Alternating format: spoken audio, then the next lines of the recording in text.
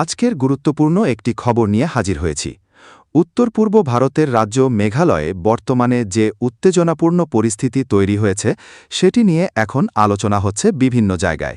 বিশেষ করে বাঙালি মুসলমান সম্প্রদায়কে ঘিরে নানা অভিযোগ ও উদ্বেগ সামনে আসছে। মেঘালয়ের কিছু এলাকায় দীর্ঘদিন ধরেই স্থানীয় উপজাতি জনগোষ্ঠী এবং বাইরের রাজ্য থেকে আসা বাঙালি ভাষাভাষী মানুষদের মধ্যে সামাজিক ও রাজনৈতিক উত্তেজনা দেখা যায়। স্থানীয় কিছু গোষ্ঠী বাঙালি মানুষদের বাঙাল বা বঙ্গাল বলে উল্লেখ করে থাকে।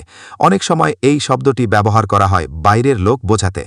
সাম্প্রতিক সময়ে সামাজিক মাধ্যমে ছড়িয়ে পড়া বিভিন্ন ভিডিও ও পোস্টে দাবি করা হচ্ছে যে মেঘালয়ের কিছু এলাকায় বাঙালি মুসলমানদের সঙ্গে খারাপ আচরণ করা হচ্ছে এবং তাদের উপর চাপ সৃষ্টি করা হচ্ছে। কিছু সংগঠন অভিযোগ করেছে যে তাদের ব্যবসা, চলাচল বা বসবাসের ক্ষেত্রে নানা সমস্যার মুখোমুখি হতে হচ্ছে। তবে এ বিষয়টি নিয়েও বিতর্ক রয়েছে। স্থানীয় প্রশাসন ও কিছু সরকারি সূত্র বলছে পরিস্থিতি নিয়ন্ত্রণে রয়েছে এবং আইন শৃঙ্খলা বাহিনী সতর্ক অবস্থানে আছে। প্রশাসনের পক্ষ থেকে বলা হয়েছে কোনো ধরনের সহিংসতা বা সাম্প্রদায়িক উত্তেজনা যাতে না ছড়ায় সেদিকে বিশেষ নজর রাখা হচ্ছে। মেঘালয়ের ইতিহাসে এই ধরনের উত্তেজনা একেবারে নতুন নয়।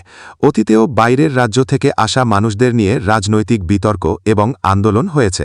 অনেক সময় জমি, কাজের সুযোগ এবং স্থানীয় অধিকার নিয়ে এই ধরনের সমস্যা তৈরি হয়। বর্তমান পরিস্থিতি নিয়ে মানবাধিকার সংগঠন এবং বিভিন্ন সামাজিক সংগঠন উদ্বেগ প্রকাশ করেছে।